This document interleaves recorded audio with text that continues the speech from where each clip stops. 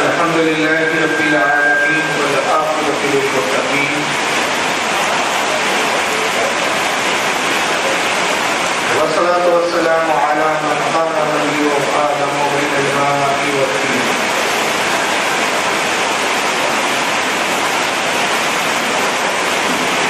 قال الله تبارك وتعالى في القرآن المجيد والفرقان الحميد: لا تشرك بالله إن الشرك لظلم عظيم.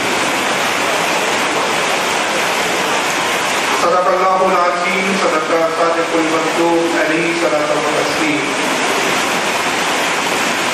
إن الله وملائكته يصلون على النبي يا أيها الذين آمنوا صلوا عليه وسلموا تسليما. اللهم صل على سيدنا وشفيعنا وحبيبنا ومولانا اللهم صل على سيدنا مولانا شفيعنا وحبيبنا وسليمنا ونبينا ومولانا محمد وعلى آله وأصحابه وأهل بيته وذرياته وبارك وسلم. صلاة وسلام عليك يا رسول الله صلى الله تبارك وتعالى عليه وسلم.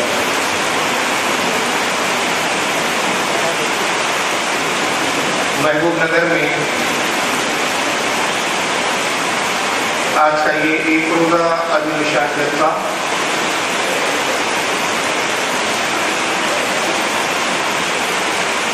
جس کا عنوان شرک اور بدعت کا متفق ہو.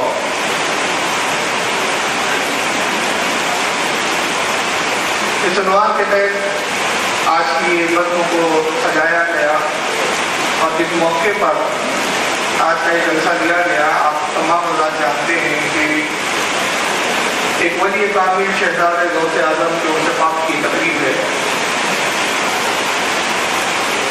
اللہ تعالیٰ شہزادہ غوث اعظم کی فضل و برکات سے مجھے اور آپ سب کو مالا مال فرمائے اور ہمارے اس جمع ہونے کو اپنی بارگاہ میں قبول فرمائے. ساتھ ہی اس وقت مسند رسول پر جتنے بھی علماء کرام تشریف فرما ہیں، مشائخ ذوی الاحترام رونق افروز ہیں، بالخصوص شہزادہ غوث پاک حضرت تاج الدین صاحب قبلہ دامت برکاتہم القدسیہ اور دیگر مشائخ اعظام، سب کا ممنون و مشکور ہوں کہ اپنی قیمتی اوقات میں سے آج کے جلسے کے لیے چند گھڑیاں عطا فرمائی اور آج کے اس جلسے کو کامیاب بنانے کی غرض سے اپنی عنایتوں اور نوازشات سے انہوں نے نوازا. رب تبارک و تعالیٰ ہمارے تمام علماء اہل سنت اور ہمارے تمام مشائخ اعظام کی عمروں میں علم رزق میں خیر و برکت عطا فرمائے اور ان کے فیض و برکات سے مجھے اور آپ سب کو مالا مال کرے. عنوان کی نوعیت سے بہت کچھ آپ کے سمجھ میں آ چکا ہوگا کہ آج اس بات کا ہمیں جائزہ لینا ہے کہ شرک کیا ہے اور بدعت کیا ہے، اور ساتھ ہی یہ بھی دیکھنا ہے کہ شرک و بدعت کا مرتکب کون ہے، ارتکاب کون کر رہا ہے اور الزام کس پہ رکھا جا رہا ہے. اس سے پہلے کہ میں اپنے اصل موضوع پر آؤں، بہت ضروری سمجھتا ہوں کہ میں پہلے شرک کی کچھ تعریف آپ کے سامنے پیش کروں، اس لیے کہ جب تک شرک کیا ہے یہ سمجھ میں نہیں آئے گا آنے والی گفتگو بھی شاید سمجھنے میں دشواری ہو. شرک اشتراک سے بنا ہے، شرکت سے بنا ہے، یا دوسرے لفظوں میں کہا جاتا ہے ساجھیداری، یا انگریزی میں انگلش میں جس کو کہتے ہیں پارٹنرشپ. پارٹنرشپ کو عربی زبان میں شرک کہتے ہیں. مگر اصطلاح شرع میں، شریعتی اصطلاح میں، شریعتی زبان میں شرک کا مطلب یہ ہوتا ہے کہ اللہ کی ذات میں کسی کو شریک کرنا، اللہ کی صفات میں کسی کو شریک کرنا. اللہ کی ذات یکتا و تنہا ہے. یہ اسلام کا اور اہل سنت و جماعت کا عقیدہ ہے اور یہ بنیادی عقیدہ ہے. کوئی بھی شخص اس وقت تک مسلمان نہیں ہو سکتا جب تک وہ ایک وحدہ لا شریک کا قائل نہ ہو.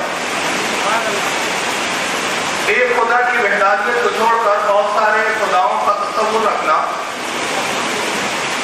بہت سارے معبودوں کے سامنے اپنے سروں کو جھکانا، عبادت کرنا اور عبادت کے لائق سمجھنا، یہ سب سے بڑا شرک ہوتا ہے. مذہب اسلام کے علاوہ، اسلام کے ماننے والوں کے علاوہ جتنی بھی قومیں ہیں، جتنے بھی مذاہب ہیں، سب جگہ کچھ نہ کچھ آج شرک پایا جاتا ہے. حتیٰ کہ وہ مذاہب جن کی بنیادیں کی توحید پر تھی، جو حقیقت میں اسلامی ہی تھا، لیکن ان قوموں نے اپنے انبیاء کرام کی تعلیمات کو بشر پشت ڈال دیا. باوجود اس کے کہ حضرت آدم علیہ السلام سے لے کر حضرت عیسیٰ علیہ السلام تک جتنے بھی انبیاء کرام ہیں، سب نے اسلام کی تبلیغ کی، اسلام کا پیغام پہنچایا، سب نے شرک سے منع کیا. لیکن اس کے باوجود بہت سے انبیاء کرام کی قوموں نے انبیاء کے انتقال کے بعد، ان کے وصال کے بعد اپنے نظریات اور اپنے عقائدوں میں شرکی آمیزش کی، شرک کو شامل کر دیا. اگر ہم اس وقت دنیا کے مذاہب کا ایک مختصر جائزہ لیں،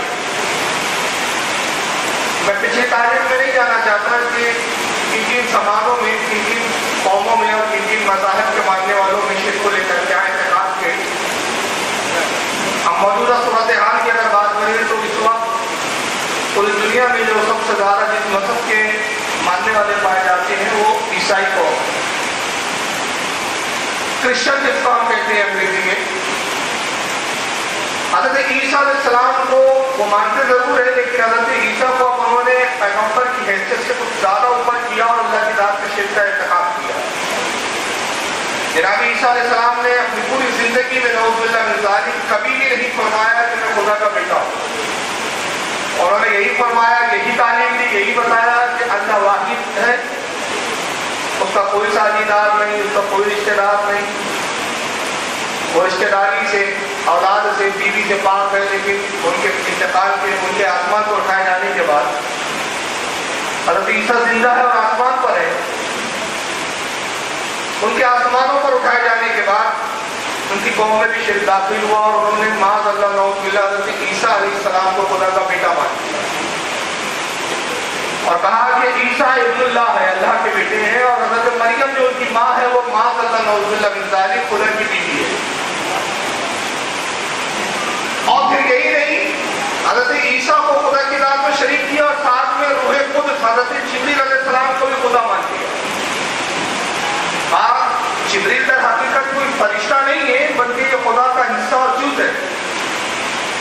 یہ بھی خدا کا ہی بیٹا ہے، روح قدس ہے. تین خدا ہے کل ملا کر، جس کو انگریزی میں کہتے ہیں اپنے عقیدے کی زبان میں ٹرینٹی. اس کو اردو میں کہا گیا یا عربی میں کہا گیا تثلیث کا عقیدہ. تین خداؤں کا تصور. کہا ایک پروردگار عالم جو ساری کائنات کا خالق و مالک ہے، اللہ ہمارا رب ہے. کہا عیسیٰ مسیح خدا کے بیٹے وہ بھی رب ہے، اور روح قدس یعنی جبریل بھی خدا کا بیٹا ہے، وہ بھی اللہ کی طرح ہے، وہ بھی خدا ہے. عیسائیت کے بعد جو دنیا میں دوسری قوم میں آتی ہے، دوسری قوم میں جو سب سے زیادہ بڑی تعداد میں قوم پائی جاتی ہے وہ قوم یہود ہے. ان کو انگریزی میں جیوز کہا جاتا ہے. ان کے یہاں دو خدا کا تصور ہے. کہتے ہیں کہ عزیر علیہ السلام خدا کے بیٹے. عزیر حالانکہ اللہ کے نبی تھے، اللہ تعالیٰ نے حضرت عزیر علیہ السلام پر 100 سال تک دین جاری رکھی، 100 سال کے بعد بیدار ہوئے. انہیں یہ دکھانا تھا کہ اللہ تعالیٰ مردوں کو کیسے جلائے گا. قرآن حکیم میں اس کا تفصیل سے ذکر موجود ہے. لیکن حضرت عزیر کو انہوں نے 100 سال ہونے کے بعد دوبارہ زندہ ہوتے ہوئے، بیدار ہوتے ہوئے دیکھا تو انہوں نے کہا کہ عزیر کوئی اور نہیں بلکہ خدا کا بیٹا ہی ہے. اس لیے کہ خدا موت سے پاک ہے، عزیر کو بھی موت نہیں آئی ہے. اور حضرت عزیر کا جب انتقال کی ہوا تو انہوں نے کہا عزیر انتقال نہیں کرے بلکہ جس طرح پہلے گہری نیند میں سوئے تھے اس طرح ابھی پھر گہری نیند میں سو گئے. حضرت عزیر علیہ السلام کو خدا کا بیٹا مان کر اللہ کی ذات میں شریک کیا. یہ دو بڑی قومیں ہیں جو شرک کے ارتکاب میں ملوث ہیں. اس کے علاوہ پھر مشرکین کی اگر جب بات کرتے ہیں وہ کسی بھی نام سے جانے جاتے ہیں اور دنیا میں مذہب کسی بھی نام سے ان کا پکارا جاتا ہو، لیکن بنیادی نظریہ بنیادی طور پر ان کا جو شرک پایا جاتا ہے وہ ایک طرح سے انسانیت اس میں پائی جاتی ہے. وہ یہ ہے کہ اللہ کے علاوہ بہت سارے معبودوں کو پوجنا، بہت سارے معبودوں کا تصور رکھنا. ہندوستان میں ایک بڑی قوم ہے جو شرک کے اندر مبتلا ہے. ان کا تصور کا یہ عالم ہے، وہ کہتے ہیں خدا ایک نہیں ہے بلکہ 36 کوٹی خدا. 36 کوٹی خدا ہے جو دنیا کا نظام چلا رہے ہیں. بنیادی طور پر 4 خدا ہے، 3 خدا معافی دے گا. ایک کا ڈپارٹمنٹ دنیا کو چلانا ہے، دوسرا خدا کا جو ڈپارٹمنٹ ہے جو کام ہے وہ یہ ہے کہ انسانوں کو پیدا کرنا اور مارنا، اور تیسرا جو ان کے معاذ اللہ خدا کا تصور نے کہا کہ تیسرا وہ ہے جو کھانے پینے غذا کا انتظام کرتا ہے. 3 بنیادی خدا مانے اور اس کے بعد پھر خداؤں کا سلسلہ اتنا دراز ہوا کہ پتھروں کو بھی خدا سمجھا، درختوں کو بھی خدا کا تصور دے دیا. غرض کے دنیا میں اسلام کے علاوہ جتنے بھی مذاہب ہیں ہر مذہب میں کہیں نہ کہیں شرک ضرور داخل ہے، لیکن مذہب اسلام دنیا کا وہ واحد مذہب ہے جو ایک خدا کی بات کرتا ہے اور ارشاد ربانی ہوتا ہے قل هو اللہ احد. اے محبوب آپ فرما دیجئے کہ اللہ ایک ہے، 2 نہیں ہے، 3 نہیں ہے، اور نہ 2 اور 3 خدا ہو سکتے ہیں. تو خدا کی ذات میں شریک کرنا یہ ہے کہ شرک کہلایا کہ ایک خدا کے علاوہ بہت سارے خداؤں کا تصور رکھا جائے. پھر صفات میں بھی شرک ہوتا ہے. اہل سنت و جماعت مذہب اسلام کا دین اسلام کا عقیدہ یہ ہے کہ اللہ کی جتنی صفاتیں ہیں اس کی ذاتی ہے اور غیر ذاتی ہے. اس کی صفتیں کیا ہے کہ وہ سمیع ہے، سنتا ہے، اپنے بندوں کی پکار کو سنتا ہے، بصیر ہے کہ اپنے بندوں کو دیکھتا ہے، وہ خالق ہے کہ پیدا کرتا ہے، وہ حی ہے زندہ ہے اور قیوم ہے دوسروں کو زندگی عطا کرتا ہے، وہ رزاق ہے کہ رزق عطا کرتا ہے، وہ مارتا ہے وہ جلاتا ہے. یہ اس کی صفتیں ہیں. مارنا اس کی صفت ہے، جلانا اس کی صفت ہے، رزق عطا کرنا اس کی صفت ہے. جتنی بھی صفتیں ہیں اس کی یہ سب ازلی ہے. ایسا نہیں ہے کہ صفتیں پہلے تھی نہیں بعد میں آئی، اور ایسا بھی نہیں کہ معاذ اللہ کی صفتیں ابھی ہے اور پھر ختم ہو جائے. نعوذ باللہ من ذالک. ایسا عقیدہ نہیں ہے اسلام کا کہ آج خدا دیکھ رہا ہے، ہو سکتا ہے کہ کل دیکھنا بند کر دے. آج زندہ ہے کل نعوذ باللہ یہ نہ ہو کہ اس کا انتقال ہو جائے. نہیں، خدا کو موت نہیں ہے، وہ ہمیشہ سے تھا، ہمیشہ ہے، ہمیشہ رہے گا. اور اگر کسی نے اس کی ایسی ذاتی صفاتوں میں شریک کیا، یہ تصور رکھا جس طرح خدا رزق عطا کرتا ہے دوسرے بندے بھی ویسے ہی رزق دیتے ہیں، جس طرح خدا دیکھتا ہے دیکھنے پر قادر ہے ویسے بندے بھی دیکھتے ہیں، جیسے خدا سنتا ہے ویسے بندے بھی سنتے ہیں، خدا کی طرح ہی ان کا سننا ہے، خدا کی طرح ان کا دیکھنا ہے. تو یہ اس کی صفاتوں میں شریک کرنا ہو گیا، اس کو بھی شرک کہا گیا. انسان دیکھتا ہے مگر اس کی یہ صفت ہاتھی سے پہلے نہیں تھی. زندہ ہے دیکھ رہا ہے، کل مردہ ہوگا دیکھنا بند کر دے گا. اس کی صفتوں کو سوال ہے. آج میں آپ سے گفتگو کر رہا ہوں اس لیے کہ جسم اور روح کا تعلق جڑا ہوا ہے. کل روح نکل جائیں گی، جسم مردہ ہوگا، بولنے کی قدرت ختم ہو جائے گی، میرے بولنے کی طاقت ختم ہوگی. تو یہ بولنا جو میری صفت ہے یہ ہاتھی سے پہلے نہیں تھی، اللہ نے عطا کی، اور جب چاہے گا اس صفت کو سلب کر دے گا. اگر رب کی صفتوں کو سلب نہیں کیا جا سکتا، کوئی ایسی طاقت کوئی ایسی ذات نہیں کہ رب کی صفتوں کو فنا کر دے. اب اگر کوئی نعوذ باللہ یہ مانے کہ نہیں فاروق رضوی بھی ایسا ہی کلام کرتا ہے جیسے خدا کا کلام، تو معاذ اللہ استغفر اللہ میں نے سمجھانے کے لیے مثال دی تو گویا اس نے مجھے اللہ کی ذات میں شریک کیا، وہ مشرک ہو گیا، اسلام سے خارج.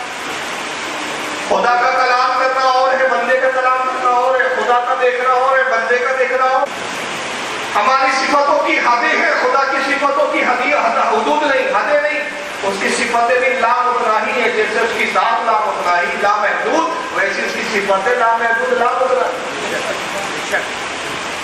اور جو شرک کرتا ہے اس طرح کا، ایک خدا کے علاوہ کئی خدا کی عبادت کرتا ہے، یا اللہ کی صفاتوں کی طرح دوسروں میں بھی صفتیں مانتا ہے، تو مذہب اسلام کہتا ہے کہ وہ لاکھ اپنے آپ کو مسلمان مومن زبان سے کہتا رہے، لیکن اگر عقیدے میں اس کے اس طرح کا تضاد آ گیا تو اسلام سے خارج ہو گیا. اس نے شرک کیا، اور جس نے شرک کیا اس کو اسلام میں کہا گیا، شرع اسلام میں کہا گیا کہ وہ مشرک ہو گیا.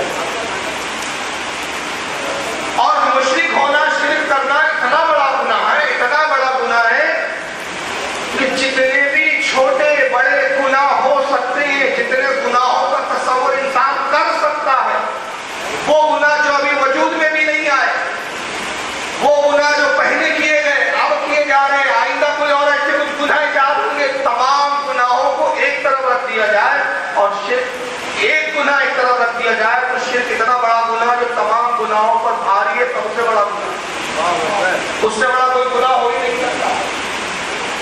اور یہ ہم نہیں کہتے، خود قرآن عظیم میں پارہ نمبر 5 آیت نمبر 48 کے اندر اللہ ارشاد فرماتا ہے، ان اللہ لا یغفر ان یشرک بہ ویغفر ما دون ذلک لمن یشاء من یشرک باللہ فقد افتری اثما عظیما.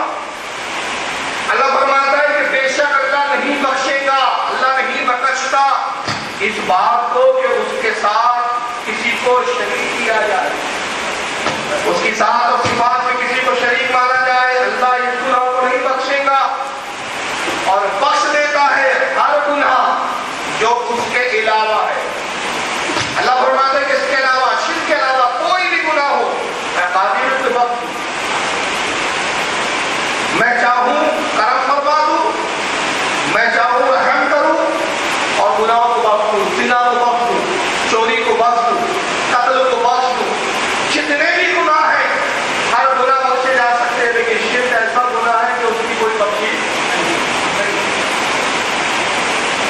اور آگے اللہ نے ارشاد فرمایا کہ جو اللہ کا شریک ٹھہراتا ہے، اس کے ساتھ کسی اور کو شریک کرتا ہے، اس نے گناہ عظیم کیا، اتنا بڑا گناہ کہ اس کے تصور میں کوئی اور گناہ ہو ہی نہیں سکتا. پارہ نمبر 21 ہے سورہ لقمان، آیت نمبر 13 میں ارشاد ہوتا ہے، شرک کی برائی بیان کی رب تبارک و تعالیٰ نے ارشاد فرمایا، لا تشرک باللہ، سارے لوگوں اللہ کی ذات میں کسی کو شریک مت کرو، شرک مت کرو. ان الشرک لظلم عظیم، اور بے شک کسی نے اگر شرک کیا، اللہ کی ذات میں کسی کو شریک کیا، اس نے اپنی جان پر بہت بڑا ظلم کیا. اس نے خدا کا کچھ نہیں بگاڑا، جو خدا مانے تو اس میں خدا کا کوئی نقصان اور کوئی لاس نہیں ہو گیا، اس نے اپنی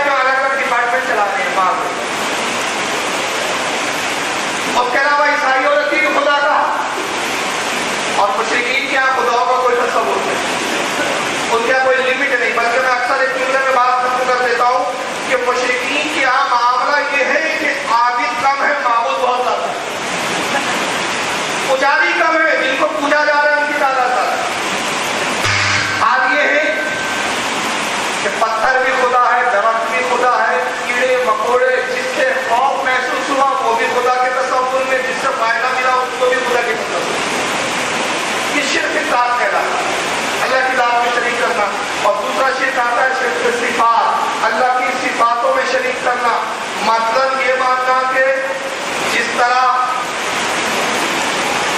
اللہ تعالیٰ کی جو صفتیں ہیں، بیٹا اللہ کے لیے بھی ہے، بیٹی بھی اللہ کے لیے، اس کے رشتے دار بھی ہے، وہ بیٹا بھی رکھتا ہے، بیٹی بھی رکھتا ہے، اولادی بھی ہے اس کی ماں اللہ. یہ شرک صفات ہے. عیسائیوں سے یہودیوں نے کہا عزیر خدا کا بیٹا، عیسائیوں نے کہا عیسیٰ خدا کا بیٹا، اور مشرکین نے کہا نعوذ باللہ کہ جتنے جنات ہیں یہ سب خدا کے بیٹے ہیں، اور جتنی جنیاں ہیں یعنی مادہ جنات ہیں، جتنی جنیاں یہ سب خدا کی بیٹیاں ہیں. اور کہا جتنے ہمارے معبود ہیں یہ بھی سب خدا کے بیٹے اور بیٹیاں ہیں، فرشتے خدا کی بیٹیاں ہیں. نعوذ باللہ من ذالک، انہوں نے اللہ کے رشتے دار ٹھہرا دیے. اور عیسائیوں نے کہا کہ عیسیٰ خدا کے بیٹے، مریم خدا کی بیوی. یہ شرک صفات تھا. اور تیسرا شرک آتا ہے شرک الآفات، اللہ کے کاموں میں شریک کرنا. اللہ کے کاموں میں شریک کرنا یہ عقیدہ رکھنا کہ جیسے اللہ مارتا ہے دوسرے بھی مار سکتے، جیسے اللہ پیدا کرنے پر قادر ویسے ہی دوسرے بھی اولاد کو پیدا کرنے پر قادر. مشرکان مکہ مشرکین کہتے تھے کہ آسمان سے پانی برسانا خدا کا کام ہے.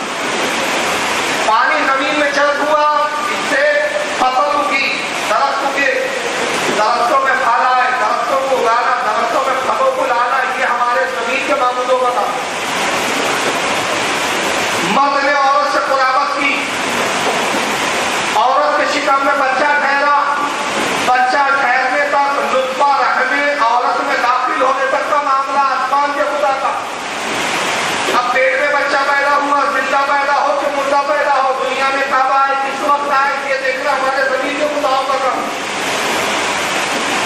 انہوں نے اللہ کے کاموں میں شریک کر دیا اور یہ عقیدہ رکھا کہ صاحب نعوذ باللہ من ذالک، جب تک ہمارے معبود، ہمارے یہ زمین کے معبود اللہ کی کوئی کام میں مدد نہ کرے تو اس کا کام پائے تکمیل تک نہیں پہنچ سکتا.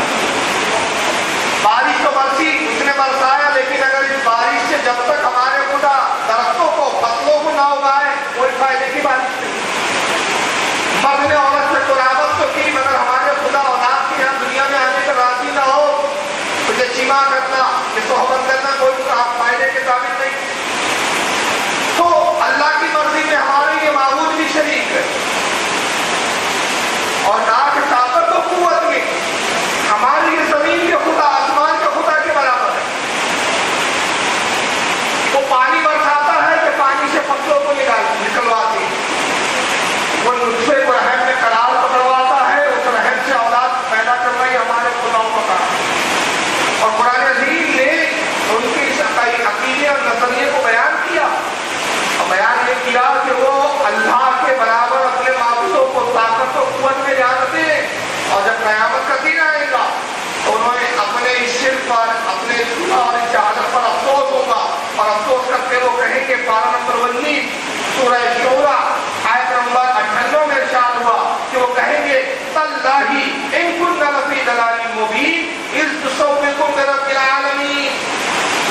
اللہ کی قسم ہم تو بہت بڑی گمراہی میں تھے، جب ہم دنیا میں تھے تو بہت بڑے گمراہ تھے. اللہ کی قسم ہم گمراہی، کھلی گمراہی میں تھے. وجہ کیا تھی؟ اذ نسویکم برب العالمین، کہ ہم نے اپنے معبودوں کو خدا کے رب العالمین کے برابر سمجھا تھا. ہم نے اپنے معبودوں کو رب العالمین کے برابر طاقت و قوت میں جانا تھا. آج ہمیں پتا چلا کہ ہم تو خود ہی گمراہی ہیں. تو قرآن بتا رہا ہے کہ ان کا عقیدہ یہ ہے اور اس پر ان کو قیامت کے دن پچھتاوا بھی ہونا ہے. اور دوسرا یہ کہ جب انہوں نے خدا کی ذات و صفات میں شریک کیا تو اس کی عبادت کی پوچھنے لگے. جیسے وہ خدا کی عبادت کے لائق ویسے یہ بھی خدا عبادت کے لائق، کیونکہ ان کی بھی مرضی ہے، انہیں بھی راضی کرنا ضروری. تو انہوں نے پوچھا، اور قرآن نے کی پوچھا کا ذکر یوں کیا کہ 12 نمبر 23 سورہ زمر آیت نمبر 3 میں اللہ ارشاد فرماتا ہے کہ مشرکین یہ کہتے ہیں مَا نَعْبُدُهُمْ إِلَّا لِيُقَرِّبُونَا إِلَى اللَّهِ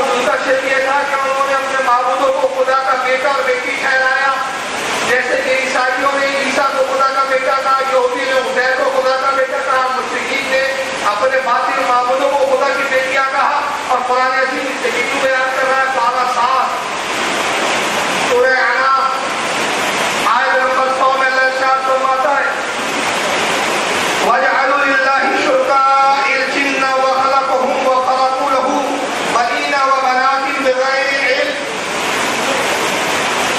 اللہ فرماتا ہے اور مشرکین نے اپنے بتوں کو اللہ کا شریک ٹھہرایا. ارے غلط توجہ کر دیا. اللہ ان کا شرک کر رہا ہے. اللہ فرماتا ہے کہ انہوں نے اپنے بتوں کو اپنے معبودوں کو خدا کا شریک ٹھہرایا. وَخَلَقَهُمْ وَخَرَقُوا لَهُ. حالانکہ اللہ نے انہیں پیدا کیا.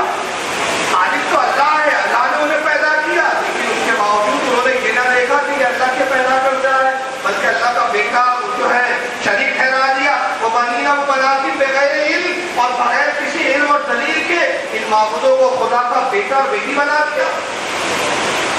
یہاں قرآن بیان کرنا ہمارے طور پر کہ انہوں نے اپنے معبودوں کو کیا کیا؟ خدا کا بیٹا بھی بنایا اور خدا کی بیٹیاں بھی بنایا. اور پھر آگے اللہ ان کا رد کرتے کہتا ہے سبحانہ ما یصفون. اور پاک ہے وہ ذات، برتر ہے وہ ذات ان عیبوں سے جو عیب کے مشرکین اس پر لگاتے.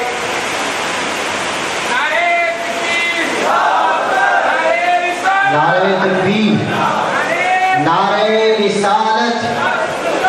شہزادے غوث اعظم، شہزادے غوث اعظم. نعرہ تکبیر، نعرہ رسالت. علماء اہل سنت، علماء اہل سنت.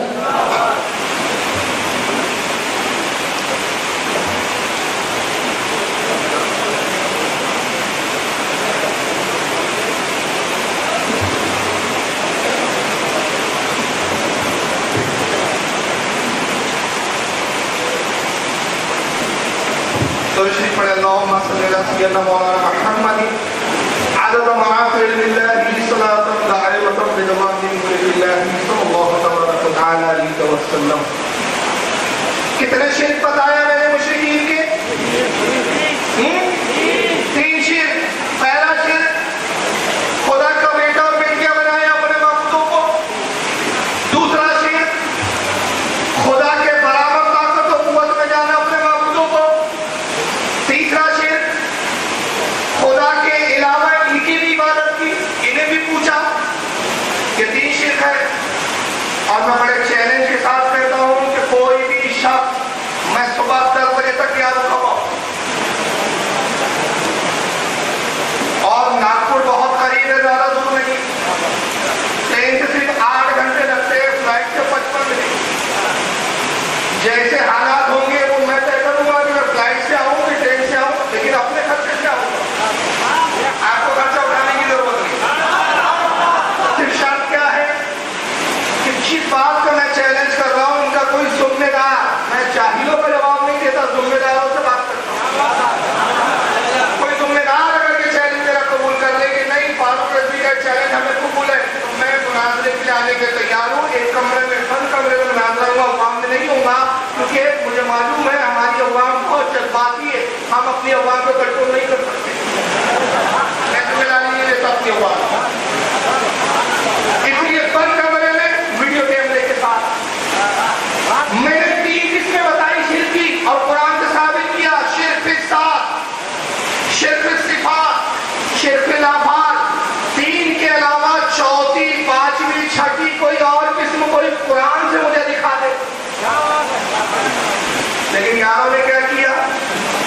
کیونکہ ان کو کچھ دھندا چلانا تھا، کچھ جماعتیں چلانی تھی، تو پہلے شرک کی کچھ قسمیں ایجاد کی. شرک العادات، یہ کتاب لکھی گئی نام تقویٰ الایمان. یہ وہ پہلی کتاب ہے جس میں شرک کی کچھ قسمیں بڑھائی گئی. اور سب سے بڑی بدعت یہ تھی کہ جو قرآن نے جتنی شرک کی قسمیں بتائی تھی، انہوں نے اللہ کی بتائی ہوئی قسموں پہ راضی نہیں ہوئے، اپنی طرف سے 3 بڑھا دی. اب اس سے بڑی اور کیا بدعت ہوں. اور بدعتی انہیں کہا جو بیچارے بچ رہے ہیں شرک سے اور بدعت سے. میں بتاؤں گا کہ ہم کیسے بچ رہے ہیں اور دیکھو کتنے مبتلا. تو کہا شرک العادات، شرک العباد، شرک तसर्रुफ। हमने कहा कहाँ से लाई भाई आपने? कहा ये तो हमारे कारखाने में बन जाती है जब चाहती है। कुरान में भले हो या ना हो हमें नहीं इसकी गरज, ये तो हमारे मौलवी ने बयान कर दिया और हमने तक़वतुल ईमान किताब के बारे में मान लिया। कुरान के बाद सबसे अफजल किताब यही है हमारे। मैं नहीं कह रहा हूँ, इसी किताब में लिखा है। ये अहले हदीस मकतब ने बम्बई के दारुल इल्म में छापी और कहा कुरान के बाद सबसे ज्यादा पढ़ी जाने वाली, सबसे ज्यादा याद की जाने वाली ये किताब तक़वतुल ईमान है। इसके एक एक लफ्ज को लोगों ने हिफ्ज किया। बुखारी किसी को हिफ्ज आज तक नहीं हुई पूरी, लेकिन तक़वतुल ईमान हिफ्ज है। इसमें उन्होंने शिर्क किसका बयान किया, कहा देखो साहब शिर्क तसर्रुफ क्या होता है कि अगर आपने कहा कि गौसे पाक औलाद दे सकते हैं, तुमने सिर्फ शिर्क तसर्रुफ किया, आप मुश्रिक हो गए।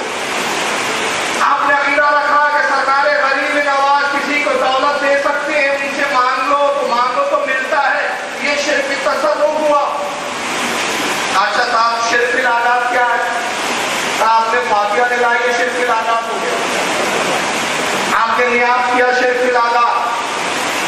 आपने नज़र दी, शिर्क आदात। फातिहा दिलाई, मुशरिक। नियाज किया, मुशरिक। किसी के लिए साले सवाब किया, मुशरिक। काफिर। अच्छा चलो अब आगे बढ़िए, फिर शिर्क तसर्रुफ क्या है? कावलिया जवाब है। शिर्क आदात क्या है? शिर्क आदात ये कहा कि साहब उनके नजर नियाज करना था। शिर्क इबादत क्या है? तो कहा कि अगर आपने कब्र को चूमा, कब्र को सजदा किया तो शिर्क इबादत के आप मुर्तकिब हो गए, आप मुशरिक हो गए।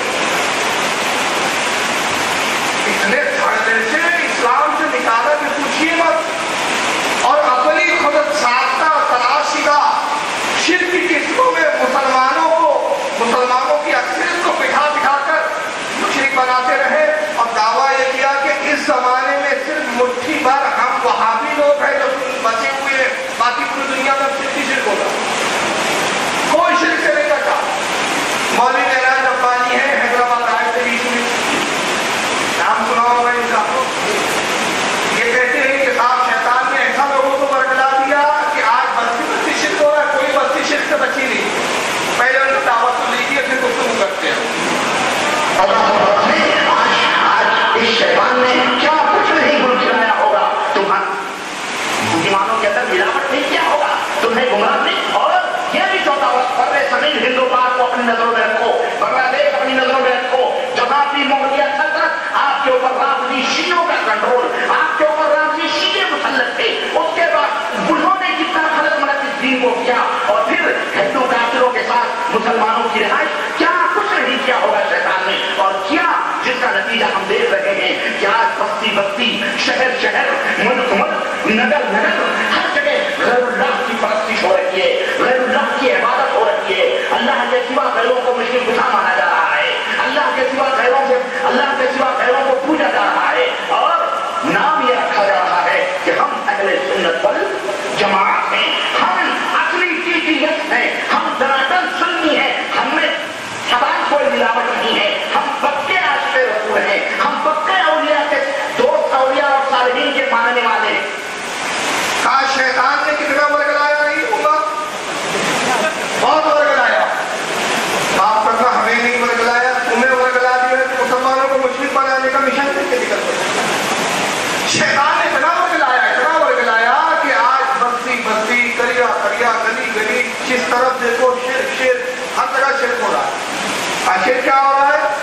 अल्लाह के अलावा दूसरों को मुश्किल कुशा माना जा रहा है, अल्लाह के अलावा दूसरों की इबादत की जा रही है, अल्लाह के अलावा दूसरों से हाजत तलब की जा रही है, और नाम क्या रखा जा रहा है? हम असली सुन्नी है, हम टीटीएस सुन्नी है, हम अहले सुन्नत व जमात है, हम आशिक़ रसूल है, हम औलिया के चाहने वाले। चलिए 3 शिर्क की किस्में थी, 3 शिर्क की किस्मों को याद कर लीजिए। पहली शिर्क क्या थी? पहला शिर्क क्या था? फिर रिपीट कर रहा हूं मैं, खुदा का बेटा बेटियां मानना। दूसरा शिर्क मुशरिकीन ने क्या किया? ताकत और कुव्वत में खुदा के बराबर जाना अपने माबूदों को। तीसरा शिर्क क्या किया? अपने माबूदों की, अपने फासिल माबूदों की इबादत की। ये 3 शिर्क कुरान ने बयान किए। जरा सुनियो, आप मुझे बड़ी जिम्मेदारी के साथ बताओ। मैं आपसे पूछना चाहता हूँ कि औलिया इकराम में सबसे बड़ा बुजुर्ग, औलिया में हम गौसे पाक पाक को मानते हैं? मानते हैं ना? लेकिन आप में से कौन शख्स है जो गौसे पाक को खुदा का बेटा मानता है? आप में से कौन है जो गरीब नवाज को ख्वाजा मोइनुद्दीन चिश्ती अजमेरी को खुदा का बेटा समझता है? आप में से कौन है जो शेख अब्दुल कादिर जीलानी को इबादत के लायक समझता है और उनकी इबादत करता है? आप में से कौन सा सुन्नी है जो नौजुबिल्लाह मिन ज़ालिक गौसे पाक और गरीब नवाज रज़ी अल्लाह तआला अन्हु को ताकत में, कुव्वत में खुदा के बराबर समझता है? ये तो सुन्नियों को फिर अकीदा ही नहीं है, तो फिर ये खामोखा के शिर्क के फतवे की, तो फिर इन्होंने शिर्क की नई किस्म लाई। अब क्या लाई? उसके निशान है, अगर हम जब तक हिंदुस्तान, पाकिस्तान और एशिया के मुसलमानों को मुशरिक बनाएंगे नहीं तो डॉलर कैसे मिलेगी, रियाल कैसे मिलेंगे? रियाल लेना है तो मुशरिक बनाना पड़ेगा और ये बताना पड़ेगा कि हिंदुस्तान में सब मुशरिक ही मुशरिक है। ऐ सऊदी आकाओ, हम इन्हें सुन्नी और मुसलमान बना रहे हैं, गाओ ज़कात दो, खैरात दो, सदकात दो। हम बहुत बड़ा मिशन चला रहे हैं। और हाल ये है, बड़ी अजीब बात है कि जब इनसे कहा जाता है कि भाई देखिए, बड़ी अच्छी बात है कि जब आप कहते हो तो अपने दावे को साबित करने के लिए कुछ बैठने से डरते क्यों? हैदराबाद का एक है बिरादर इमरान, हम उसको कहते हैं सिस्टर इमरान, पर्दे में रहता। अरे जो बिरादर होगा, जो शब्द होगा वो मैदान में बोलेगा। बिरादर इमरान को सैकड़ों मरतबा हाफिज एहसान साहब श्रीलंका ने नाम लेके चैलेंज किया, इस फकीर रज़वी, फारूक रज़वी ने चैलेंज किया। इतनी बातों पे हमने कहा कि हम तेरी बगल में रहते, जब चाहे हम आने के लिए तैयार है, तो मुनाज़रा कर, मुनाज़रे की औकात नहीं। कौन को गुमराह करने निकले हो यार? जब निकले हो, जब बात बोलते हो, तो जब बात आए साबित करने की हिम्मत भी तो रखो। और हैदराबाद के बहुत सारे कुछ छोटे मोटे चूसे में उनके नाम नहीं लेता, नाम इसलिए नहीं लेता, मुझे मालूम है उनको हैदराबाद वाले पूरी तरह नहीं जानते। मैं नाम लूंगा, बात मीडिया पर, नेट पर जाएगी, सारी दुनिया जानने लगेगी। तो ऐसे गुमनामों की पब्लिसिटी में क्यों करूं? अब अगर वो मेरा रद्द करते हैं, मैं कहता हूँ कि भाई रद्द करने से कोई काम नहीं चलने वाला, आपके बगल में हूँ ना, आपको बहुत करीब है, जब चाहो बुलाओ, बैठ के डिबेट करो ना। डिबेट करने में मौत क्यों आती है? तो ये बहाना भी तब खत्म हो गया ना। कल तक तो तुम वो कहते थे कि नहीं, जब मुनाज़रा होगा तो झगड़ा होगा। हमने कहा यार ये तो कैमरे, वीडियो कैमरे का एहसान मानो, कैसे झगड़े की जड़ी खत्म कर दी। अब मुनाज़रा पब्लिक में होगा तो झगड़ा होगा। अरे जब तू और मैं कमरे में बैठेंगे तो किसी का सर नहीं कूदेगा, तू मेरा सर बोलना, मैं तेरा सर बोलूंगा, पब्लिक तो मैं कूद नहीं। कौन तो गुमराह करने की बजाय तो बेहतर है कि हम आपस में लड़ ले। अगर कौम तो गुमराह से बच जाए, लेकिन एक मिशन है ना, तो क्या अगर ये करेंगे नहीं तो कौम से रियालिटी नहीं मिलेगी ना। तो अब देखा के साथ गौसे पाक को खुदा नहीं मानते, खुदा के बराबर नहीं मानते, और जब गौसे पाक के हम तो रसूलुल्लाह को नहीं मानते, तो फिर एक मौलवी जर्सी साहब ने एक नई किस्म लाई। अब उन्होंने बड़ी लंबी चौड़ी फहरिस्त तैयार की और कहा देखो अहले सुन्नत व जमात के लोग, ये लोग सुन्नी लोग ये शिर्क करते हैं, इस बुनियाद पर सब मुशरिक है। अब आइए इनका शिर्क सुनने से पहले ये बात जिन्होंने तफसील से कही, वही बात जो मुख्तसर इन्होंने कही है, पहले मैं इनकी सुना देता हूँ। इनका नाम है मौलवी तौसीफ रहमान साहब। ये सऊदीया में रहते हैं इस वक्त, वहीं पे इनकी गुज़ारोकात होती है। सुनिए मौलवी तौसीफ रहमान साहब क्या कहते हैं। मुफस्सिर हो रही है या नहीं हो रही? जो बार लोग हैं नजरों के अंदर, वो किसको पूछ रहे हैं? खड़े को। और हम किसको पूछते हैं? पड़े। वो खड़े की पूजा करते हैं, हम लंबे पड़े की पूजा करते हैं। भाई आपने जो पढ़ा किसको कह रहा है वो? खड़ा कौन है? बोलिए बोलिए। खुद है। और पढ़ा किसको कह रहा है? वली की कबर को। तो ये वली की कबर खुद है, कह रहा है खुद पूजा हो रही है कि नहीं? यानी इनकी शहादत देखो, दो खुद बता रहा है, एक खड़ा खुद, एक पड़ा खुद। और फिर वो खुद कौन है इनके नजदीक? उसने नाम लिया, सुन लीजिए। हम लंबे पड़े की पूजा करते हैं। वो इसको देवता बताते हैं। वो इसके ऊपर मंदिर बनाते हैं, हम इसके ऊपर दरगाह बनाते हैं। वो इस पर चादर चढ़ाते हैं, हम इस पर चादर चढ़ाते हैं। वो इसको राजी करने के लिए बच्चन गाते हैं और हम इसको राजी करने के लिए कवाली पीटते हैं। खाका लगेगा तो कौन देगा? तो दो बुत है, एक खड़ा बुत एक पड़ा बुत। वो इसको देवता कहते हैं और हम इसको दाता कहते हैं। वो इसके ऊपर मंदिर बनाते हैं और हम इस पर दरगाह बनाते हैं। तो बुत पूजा हो रही है नहीं हो रही है? तो सबसे पहले तौसीफ रहमत पे ये साबित करे कि पूरे 1400 साल में कोई एक ऐसा इमाम बता दो जिसे किसी वली की कब्र को पड़ा हुआ खुद का। इतनी बड़ी कमीनेपन की खसलतें इनमें कि अल्लाह के वली की कब्र को खुद है। तो बिदअत तो इन्होंने इजाद की। बिदअत तो ये हुआ है कि दीन में इतनी चीजें इजाद की। और उसी बात को मौलवी जर्दी साहब जो यूपी हिंदुस्तान के रहने वाले थे उन्होंने बड़ी तफसील से कहा, उनकी भी सुनी। फर्क इतना है, दलील क्या है? तुम खड़ी मूर्ति की पूजा कर रहे हो, वो बड़ी मूर्ति, एक बड़ी मूर्ति की, एक खड़ी मूर्ति की। ये शंकर भगवान की मूर्ति है, ये बड़े पीर साहब का या निजामुद्दीन औलिया का मज़ार है, ये अहमद रज़ा खां का मज़ार है। ये खड़ी मूर्ति है, ये बड़ी है। देखे ये खड़ी मूर्ति है और ये बड़ी मूर्ति है। कोई माइकल अल वहाबी ऐसा है कि जो कबर को कुरान और हदीस से मूर्ति साबित कर दे? क्या किसी वहाबी की माने ऐसा कोई वहाबी चला? सबसे बड़ी खवासत तो तुम्हारी ये है कि अल्लाह के वली की कब्र को तुम मूर्ति और बुत कह रहे हो। तो ये बुत क्यों कह रहे हो? तुम दावा तो करते हो कि हम कुरान और हदीस को मानते हैं, खुदा की कसम तुमसे ज्यादा कुरान और हदीस का छोड़ने वाला मैंने कोई नहीं है। मैं चैलेंज करता हूं, एक हदीस दिखा दो जिसमें अल्लाह के नबी ने किसी वली की कब्र को पड़ा बुत कहा हो, मूर्ति कहा हो। और तकाबुल का ऐसा किससे किया? कहा ये शंकर की मूर्ति है,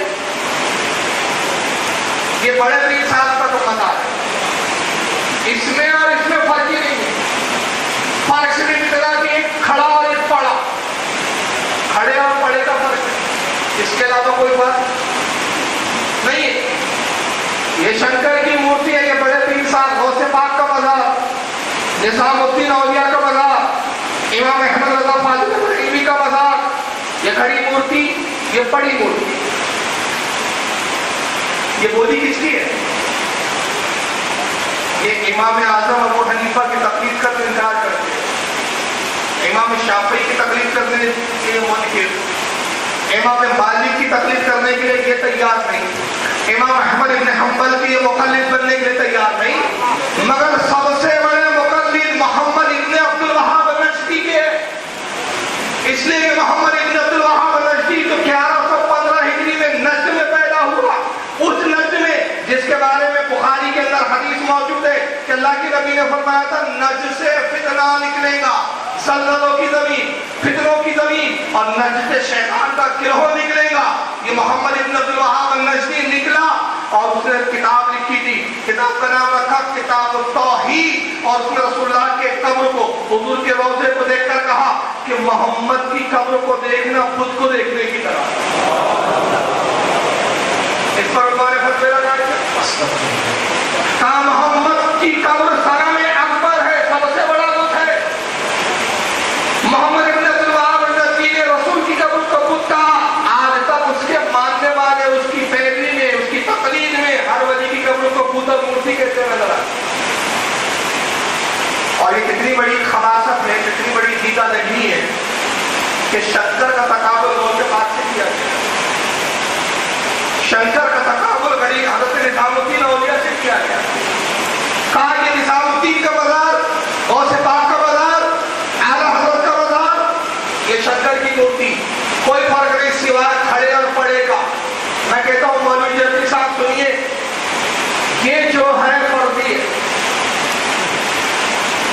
समझ रहे हैं? इससे नहीं सुना, नाम नहीं ले सकते یہ فرضی، یہ حقیقت، اس کے وجود کا پتہ نہیں، یہ موجود،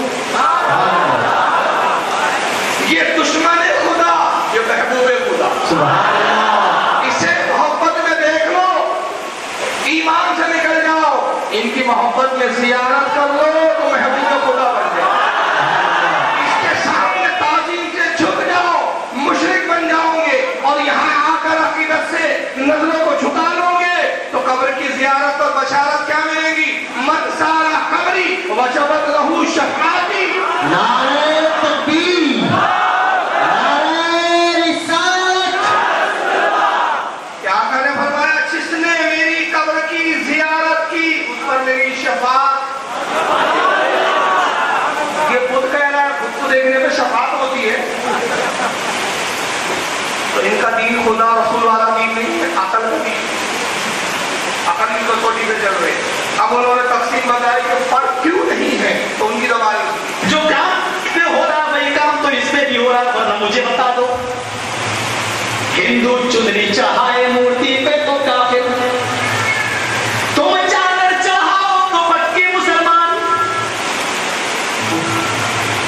وہ ہار ڈالے تو کافر، تم پھول برساؤ تو پکے مسلمان، یہ کوئی چیز کھانے کی مورتی پہ چڑھائے تو کہے پرساد، پرساد کھانا حرام، یہاں پر کوئی چیز چڑھائی جائے اس کو کہو تبرک ہے، اور یہ کھانا بڑا مبارک، ہندو مورتی دھو کر اس کا پانی پی اور کہے یہ گنگا جل سے زیادہ پاک و پوتر ہے، اس سے بیماریاں صحیح ہو جاتی ہیں، مسلمان اور اس کے موقع پر قبر دھو کر پانی اس کے بوتلوں میں بھرے اور کہے کہ اس کے آگے تو زمزم بھی تیل ہے، تو یہ پکا مسلمان، جو کام اس پہ ہو رہا ہے وہی کام تو اس پہ ہو رہا ہے۔ اور آج میں خطبہ دینے کا آدمی نہیں ہوں، لیکن آج جذبات میں ہوں، میں یہ خطبہ دے کے چلا جاتا ہوں، میرے پیارے ساتھیوں، اللہ کی قسم اگر بھارت کے اور پاکستان کے، ہندوستان اور پاکستان کے، ہندوستان کے یہ 20 کروڑ مسلمان اور پاکستان کا وہ 15 کروڑ 10 کروڑ مسلمان اگر یہ چادر چڑھانے کے بعد، چنری چڑھانے کے بعد، تبرک کھانے کے بعد اگر یہ جنت کے اندر چلا گیا تو کعبے کے رتی قدم کھا کے کہتا ہوں کہ بھارت کا 60 کروڑ ہندو بھی ایک ایک کر کے جنت میں چلا جائے، اور اگر بھارت کا ہندو جنتی نہیں ہے تو اتنا یاد رکھنا کہ پھر تو اپنے مسلمان ہونے کا سرٹیفکیٹ پیش کرو۔ اگر بھارت کا ہندو جنتی نہیں ہے تو تم اپنے مسلمان ہونے کا سرٹیفکیٹ پیش کرو۔ جلدی صاحب خدائی دعوے دار ہو گئے اور کہا کہ میں ٹیبل لگا کے بیٹھا ہوں، سرٹیفکیٹ لاؤ، میں تھپے لگاؤں گا، مسلمان کافی، مسلمان کافی، لاؤ اپنے اپنے سرٹیفکیٹ لاؤ۔ ہم نے کہا ہم تو بعد میں لیں گے، وہ بنارس والی تم سے سرٹیفکیٹ مانگ رہی ہے، وہ اچھا معلوم ہے کہ یہاں تک آ گئی، مطلب بد برا، بد بھلا، بدنام برا، بدعز منتشا، یہاں بھی آ گیا، مطلب ذلت یہاں تک آ گئی۔ دیکھیے جب اللہ تعالیٰ ذلیل کرتا ہے تو کس طرح ذلیل کرتا ہے، کونے کونوں میں ذلت پہنچ جاتی ہے۔ تو پولیس مانگ رہی ہے تیرا کیریکٹر سرٹیفکیٹ کب پیش کر رہا ہے؟ یہ بگڑے ہوئے کیریکٹر لوگ کے کردار کی کوئی فرق نہیں، یہ چنری چڑھائے تو کافر ہو گیا، تم چادر چڑھا کے مسلمان۔ وہ اگر اپنی مورتی کو دھوئے اور اس کا پانی پیے تو کافر، تم قبر کو غسل دے کر اس کا پانی باٹلوں میں بھرو اور کہو زمزم سے زیادہ اچھا پانی ہے تو تم مسلمان۔ وہ اپنی مورتی کو چوم لے، طواف کر لے تو کافر، تم قبروں کا طواف کرو تو مسلمان۔ وہ مورتی کے سامنے کھانا رکھیے اور کہیں پرساد ہے، پرساد کھانا اچھا ہے، تم قبر کے سامنے کھانا رکھو بہت تبرک ہے، اس کا کھانا بڑا ثواب ہے، تو تم مسلمان۔ جو کام وہ کر رہا وہی کام تم کر رہے ہو، فرق دونوں میں کوئی نہیں ہے، لہٰذا تم بھی مشرک وہ بھی مشرک، اور اگر تم یہ کام کرنے کی وجہ سے جنتی ہو تو پھر ہندوستان کا 60 کروڑ ہندو بھی ایک ایک کر کے جنت میں چلا جائے، یعنی جنت کی ٹھیکیداری انہوں نے دے دی کہ ایک ایک کر کے دے دیں گے، جب آپ کی جنت ہے جاؤ لائن سے جاؤ، لائن میں آؤ، ایک کر کے جاؤ، ایک کر کے جاؤ۔ اور قرآن تو بیان کر رہا ہے وَقُولُوا النَّاسُ डरो उस आग से जिसका ईंधन इंसान और पत्थर है, हमने काफिरों के लिए तैयार कर रखी है। अल्लाह कह रहा है काफिरों के लिए मैंने जहन्नम बनाई। कहता नहीं जन्नत में मैं पहुंचाऊंगा, एक कैसे पहुंचाऊंगा, 60 करोड़ को मैं ले जाऊंगा। चलिए इसको ज्यादा तफसील में मैं नहीं जाना चाह रहा हूँ, बस एक जुमले में जवाब देके खत्म कर रहा हूँ। दलाइल के अंबार एक ताल्लुक से कि मुसलमान का कब्र पे चादर चढ़ाना और है, और गैर मुस्लिम का काफिर का अपनी मूर्ति पर चुनरी चढ़ाना हो। मुसलमान का कब्र को गुस्ल देना शिर्क नहीं है, लेकिन उसका अपनी मूर्ति को धोना जरूर शिर्क है। और ये दोनों कामों में बहुत बड़ा फर्क है, बहुत बड़ा फर्क है। इतना ही फर्क है जितना मौलवी जफ्ती साहब आपकी बहन और आपकी बीवी में फर्क है। कितना बड़ा फर्क है, जितना मौलवी उसकी बीवी और वरना देखिए जज्बात का फतवा रहता है। उन्होंने कहा था कि मैं फतवा देने का आदी नहीं हूं, लेकिन आज जज्बात में हूं और जज्बात में फतवा देके जा रहा हूं। तो किसी दिन घर में बहन भी बैठी है, बीवी बैठी है, जज्बात में आती है ना, बोलते दोनों से फर्क क्या है। औरत तू भी है, औरत तू भी है, फर्क क्या है। बाल तेरे भी लंबे हैं, बाल तेरे भी लंबे हैं, फर्क क्या है।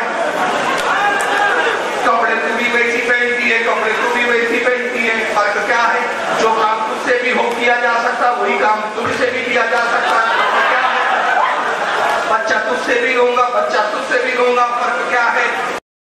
बेटा बीवी से बच्चा लेने जा कमरे में, नेकोकार रहेगा, और वरना बहन के पास जाएगा तो बदकार और हरामी कहलाएगा। तो मूर्ति पर चादर चढ़ाएगा, चुनरी चढ़ाएगा तो मुशरिक हो जाएगा। वली की बारगाह में चादरें और फूल पेश करेगा, सुन्नी सही अकीदा आशिक रसूल मुसलमान कहलाएगा। इसलिए कि मुशरिक जब अपने पुतों पे चादर चढ़ाता है, फूल डालता है, हार डालता है, तो मूर्ति को खुदा समझता है। हम गौसे आदम को खुदा नहीं समझते, खुदा का बंदा समझते हैं।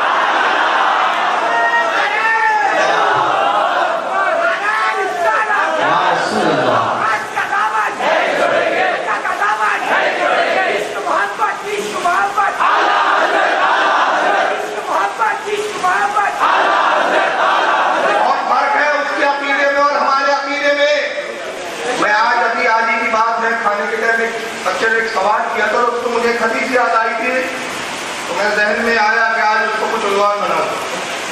इमाम तिरमिजी रहमतुल्लाह अलैह ने जामे तिरमिजी में हदीस लिखी, ये बुखारी में भी है, मुस्लिम में भी है, लेकिन मैं तिरमिजी का हवाला क्यों दे रहा हूं, उसकी वजह सुन लीजिए।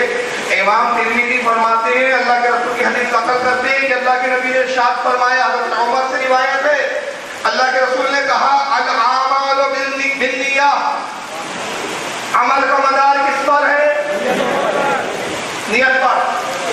इमाम तिरमिजी हदीस को लिखने के बाद कहते हैं लोगों ये दीन की असास है, दीन की बुनियाद है ये हदीस। सुभान अल्लाह, पूरा दीन इस हदीस में आ गया।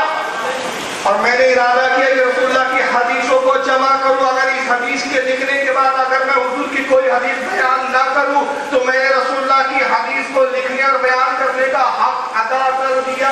सुभान अल्लाह, ये है वो बुनियादी हदीस। हुजूर ने कहा अमल का मदार किस पर है, नियत पर है, नियत देखी जाएगी।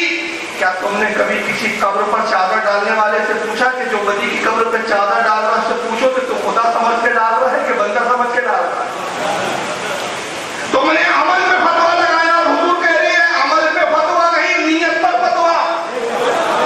मदार नियत है। जो अल्लाह के वली की बारगाह में फूल पेश कर रहा है, क्या तुमने कभी उससे पूछा कि तुम फूल जो डाल रहा है क्या खुदा समझ के। याद रखो जिन पे चादरें डाली जाती है वो वली होते हैं, रब वो है जिस पर चादर नहीं डाली जा सकती। इसलिए कि रब की कोई कब्र नहीं, वो मरने से पाक। और जब हमने किसी वली की कब्र पर चादर डाली, हमने शिर्क नहीं किया, तौहीद का इकरार किया।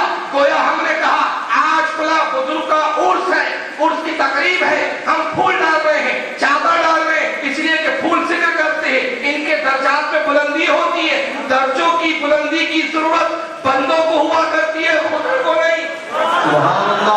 खुदा के दर्जों को कोई बढ़ा नहीं सकता।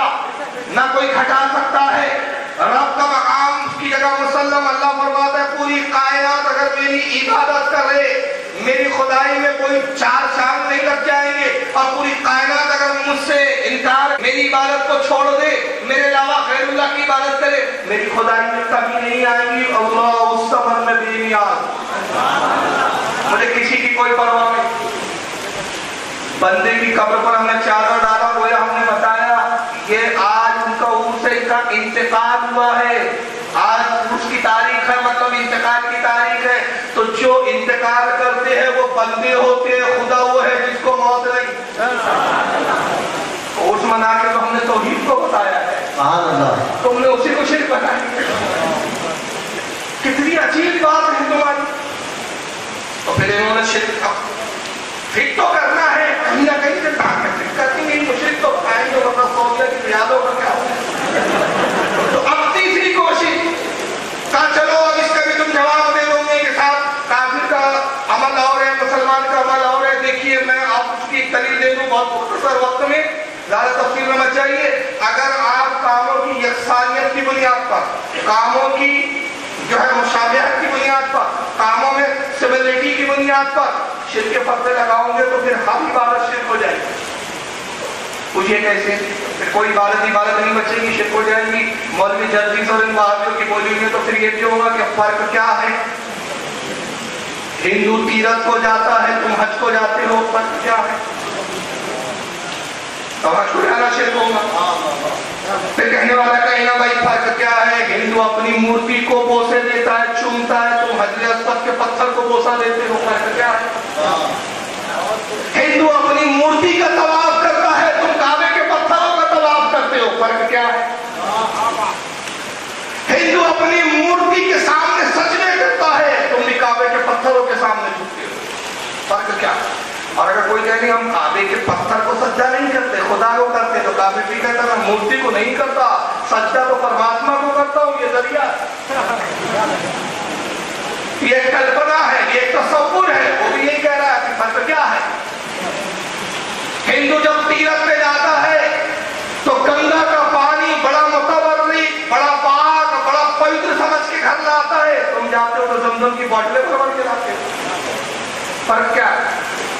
وہ حج تم وہ جاتا ہے تیرتھ پر، تروپتی بالاجی مندر جاتا ہے، گئے ہوں گے بہت سارے لوگ، یعنی تو جانتے ہوں گے تروپتی جاتے تو سر مڈاتا، سر مڈاتے ہی نہیں ہو، اور تم حج کے لیے جاتے ہو تو خلق کرواتے ہو، سر مڈا کے آتے ہو، فرق کیا ہے؟ وہ اپنے معبود کو راضی کرنے کے لیے بلی دیتا ہے بتوں کے سامنے، تم مینا میں جا کے قربانی کرتے ہو، فرق کیا ہے؟ وہ اپاس رکھتا ہے تو تم روزہ رکھتے ہو، فرق کیا ہے؟ اس نے اگر اپنی مورتی کو چنری پہنائی ہے تو تم نے بھی کعبے کے پتھروں کو گلاف چڑھایا ہے، فرق کیا ہے؟ اب یہ کیا ساری باتوں کو کچھ شرک ہوں گے؟ تو پھر دور کی کوڑی لاتے کہتے نہیں اصل میں قبر کو تم سجدہ کرتے ہو، عبادت کرتے ہو۔ اب آئیے مولوی میرا جو ابا جی کو سن لی۔ اسی طرح سے سجدہ تمام سب جو عبادات ہیں یہ صرف اللہ کے لیے خاص ہیں، اسی طرح سے سجدہ رکوع تمام سب جو عبادات ہیں یہ صرف اللہ کے لیے خاص ہیں، ان میں کسی مخلوق کو شریک کرنا، ساجیدار بنانا یہ شرک ہے، بھلے وہ شخص اللہ کے برابر اسے نہ مانتا ہو۔ اسی طرح سے سجدہ رکوع تمام سب جو سجدہ رکوع کرنا یہ سب کیا ہے؟ شرک ہے، بھلے وہ خدا کے برابر نہ مانتا ہو۔ دیکھیے آپ ولی کی بارگاہ میں بہت سارے لوگ جا کے سجدہ کرتے ہیں کہ ارے ہاں یا نا کرتے ہیں نا، اور کرتے وقت آپ یہ مانتے ہیں کہ یہ خدا ہے؟ مولانا میرا ربانی صاحب کہہ رہے ہیں کہ پہلے ہوا اگر یہ نہیں بھی مانتا یہ خدا کے برابر ہے تب بھی وہ مشرک ہے۔ ہم کہتے ہیں یہی تمہارا اور ہمارا اختلاف شروع ہوتا ہے، ہمارے نزدیک نہیں بلکہ اسلام کے نزدیک شرک تب ہوتا ہے کہ جس کو سجدہ کر رہا ہے اسے خدا مانے۔ ہمارے نزدیک خدا نہ مانے تب بھی شرک ہے، ہمارے نزدیک جب خدا مان کے سجدہ کرے گا تو مشرک ہو جائے گا، اور خدا مان کے نہیں کرے گا، تعظیم کی نیت سے کرے گا تو ہم مشرک نہیں کہیں گے، لیکن کہیں گے سجدہ ناجائز ہے، بچنا چاہیے، اس لیے کہ رسول اللہ نے منع کیا۔ پچھلی شریعتوں میں جائز تھا، اس شریعت میں منع ہے۔ اور اگر سجدہ ہر قسم کا سجدہ شرک ہوتا تو شرک وہ عمل ہے جو ایسا کبھی نہیں ہوا کہ کسی امت میں حلال اور کسی امت کے لیے حرام. شرک ہر زمانے میں حرام رہا, شرک ہر زمانے میں شرک رہا. ایسا نہیں ہے کہ کسی نبی کی امت کو کہا گیا کہ خود کو پوج لو اور دوسری امتوں کا تم نے نہ پوجنا. شرک ہوتا. سجدہ دو قسموں کا ہوتا ہے, یاد رکھیے. میں شرک کی نفی کر رہا ہوں, سجدے کے جواز کی دلیل نہیں دے رہا ہوں, یاد رکھیں ورنہ اس سے غلط فہمی ہو جائے. میں جواز سجدہ کی بات نہیں کر رہا ہوں. میں عرض کر دوں کہ سجدہ دو قسم کا ہے, تعظیماً سجدہ, عبادت کا سجدہ. سجدہ تعظیمی, سجدہ تعبیدی, یعنی عبادت کا سجدہ, تعظیم کا سجدہ. پچھلی شریعتوں میں تعظیم کا سجدہ جائز ہی نہیں بلکہ باعث ثواب. ہماری شریعت ہم کہتے ہیں ناجائز ہے, گناہ ہے اور اس گناہ کی معافی ہے, لیکن شرک کی معافی نہیں. ہم کہتے ہیں جو اگر اس طرح تعظیم کر رہا ہے کسی ولی کی بارگاہ میں جا کے سجدے کی جیسی کیفیت میں چلا گیا تو ہم اسے سمجھائیں گے, منع کریں گے, ہم اسے مشرک کہہ کے اسلام سے باہر نہیں پھینکیں گے. تم میں ہم میں فرق کیا ہے؟ ہم اس بات کے قائل ہیں کہ اگر سر میں درد ہو تو سر درد کی گولی کھائی جائے. اب تمہارا حال یہ کہ سچ کاٹ کے دیکھو, نہ سر رہے گا نہ درد رہے گا. یہی دنیا اور اپنا فرق ہے. میں بڑی پیاری بات عرض کرنا چاہتا ہوں کہ ہر سجدہ شرک نہیں ہوتا, ورنہ اگر شرک ہر سجدہ مان لیا جائے اور باوجود اس کے کہ کہہ رہے کہ بھلے خدا نہ سمجھتا ہو تب بھی شرک ہے, تو یہ شریعت پر افترا ہے. شریعت پر جو ہے معاذ اللہ تہمت باندھنا ہے, اور یہ تمہاری اصطلاح خود بدعت ہے. آئیے میں قرآن سے دلیل دیتا چلوں. پارہ نمبر 1, پہلا ہی پارہ کھولے, سورہ بقرہ کھولے اور سورہ بقرہ کی آیت نمبر 34 نکالے تو اللہ خود ارشاد فرما رہا ہے وَإِذْ قُلْنَا لِلْمَلَائِكَةِ اسْجُدُوا لِآدَمَ فَسَجَدُوا إِلَّا إِبْلِيسَ أَبَى وَاسْتَكْبَرَ وَكَانَ مِنَ الْكَافِرِينَ. سبحان اللہ.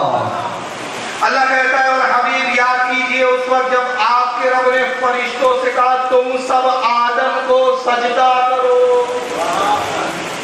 مجھے بتاؤ جب اللہ فرشتوں سے آدم کو سجدہ کروا رہا تھا تو یہ فرشتے جو آدم کو سجدہ کر رہے تھے خدا سمجھ کر رہے تھے کہ خدا کا بندہ سمجھ کے کر رہے تھے؟ سبحان اللہ. معراج ربانی کے فتوے کے مطابق تو کوئی فرشتہ بھی مسلمان نہیں بچا, سب مشرک ہو گئے. بھلے ہی وہ خدا کے برابر نہ مانتا ہو, سجدہ کیا, کافر مشرک. ارے جو فرشتے جب آدم کو سجدہ کر رہے تھے تو کیا سمجھ کے کر رہے تھے؟ خدا کے برابر کے خدا جیسا یا خدا کا بندہ.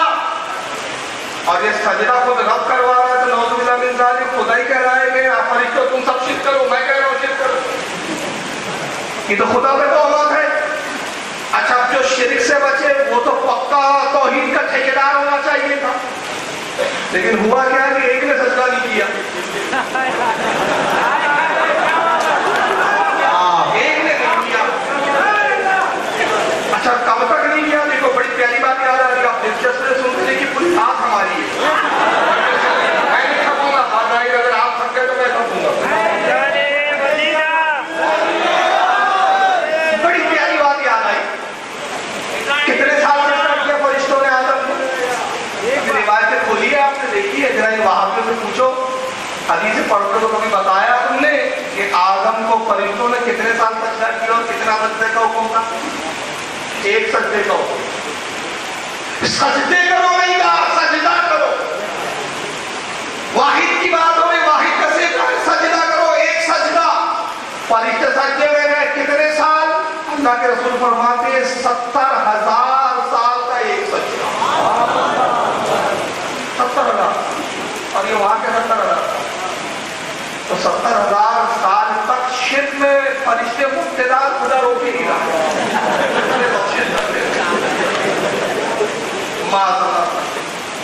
اور ایک بڑی بات, یہ آدم کی تعظیم کا سجدہ تھا تو تعظیم نبی کی مدت 70,000 اور انحراف نبی, گستاخ نبی کی اڑنے کی مدت بھی 70,000. یہ 70,000 سال تک آ کر کے کھڑا ہوا.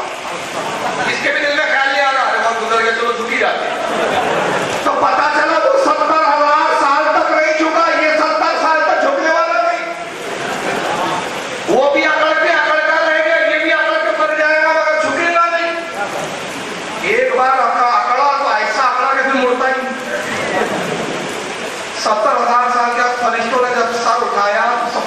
निगाह इसी पर पड़ी। क्यों पड़ी? ये सरदार था फरिश्तों का, सबसे सामने गई था, इमाम था ना। पता चला सारे मुक्तदी झुक गए थे, इमाम साहब ही नहीं झुके थे। इमाम साहब आकर के खड़े हुए सीधा, फरिश्तों ने देखा, अब जैसे देखा तो क्या किया, फौरन दूसरे सजदे में। दूसरे सजदे का हुक्म नहीं था, फरिश्तों ने अपनी मर्जी से सजदा किया, फरिश्तों ने अपनी तबीयत से सजदा किया, फरिश्तों ने अपनी मंशा से सजदा किया। और जब दूसरे सजदे से सर उठाए तो खिताब हुआ, फरिश्तों एक ही सजदे का हुक्म दिया था, दूसरा क्यों किया?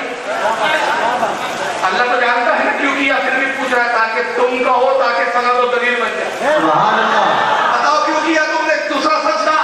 फरिश्तों ने किया, खालिक के कायनात तेरा सजदे का एक ही हुक्म था, मगर हमने दूसरा इसलिए किया, रब्बे कायनात हमने सर उठाया तो देखा जो उस्ताद मोहतरम है वही अकड़े खड़े हैं, वही अकड़ गया, तो हमने शुक्र में सजदा किया।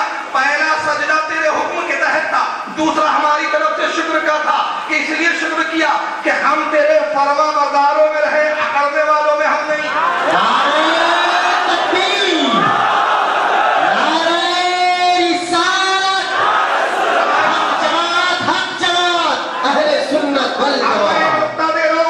फरमा बरदारी के शुक्र में फरिश्तों ने अपनी मर्जी से सजदा किया था, हुक्म नहीं था। तो मिलादुन नबी के लिए हमसे हुक्म न पूछो, उसमें फरमा बरदारी है। हम अपनी मर्जी से भी अगर करते हैं अल्लाह रसूल खुश हो जाए। हर बात में पूछो अल्लाह का हुक्म है, अल्लाह का हुक्म है, ऐसा लगता हरने वाला उठाते वक्त तो भी देखता कुरान में अल्लाह का हुक्म है। बिरयानी खाओ तो कभी देखा कि रसूलुल्लाह ने खाया? लाओ पहले हदीस की किताब खोलो, देखो उसको मैं खाया कि नहीं, तभी खाऊंगा, नहीं तो नहीं खाऊंगा। वहां तो बिल्कुल नई डिश बोल के बैठक से निकल लेता।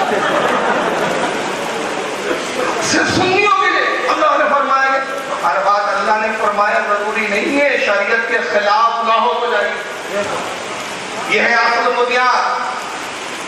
अब अल्लाह ने उससे पूछा इब्लीस से, तूने क्यों नहीं सजदा किया? अब आप ने बोल लेना तो अल्लाह को भी नहीं पता, इसका कहीं भी नहीं अल्लाह। तो कुरान में है, मैं तो नहीं कह रहा हूँ कि फरिश्तों अल्लाह ने इब्लीस से पूछा क्यों नहीं झुका तू, तो अल्लाह को नहीं मालूम क्यों नहीं झुका, इसका प्रॉब्लम क्या है, इसकी बीमारी क्या है। और ये ऐसी छूत की बीमारी है, उससे जो चली तो अब तक चल रही है, छूत की बीमारी। क्यों नहीं किया? तो उसने ये नहीं कहा, क्या कहा? जवाब सुन लीजिए उसका जवाब और अकीदा। उसने कहा है परवरदिगार मैं आदम से बेहतर, आदम मिट्टी से पैदा हुआ, मैं आग से, मेरी तकलीफ आग से है, आदम की तकलीफ मिट्टी से। मिट्टी की फितरत पस्ती नीचे की तरफ आना, आग की फितरत बुलंदी की तरफ उठना।